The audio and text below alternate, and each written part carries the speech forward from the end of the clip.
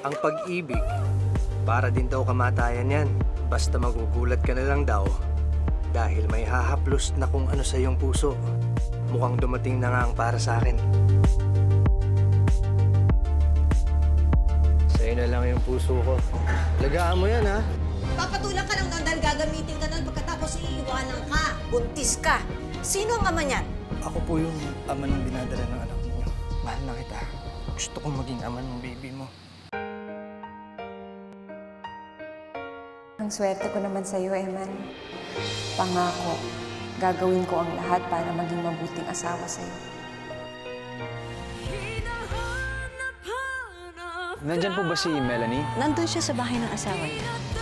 Baka mamaya makakita ng ibang lalaki yun, ipagpalit ka sa ibang lalaki. Hindi niyo magagawa yung mga sinasabi niyo. Sige, tip natin. Kahit na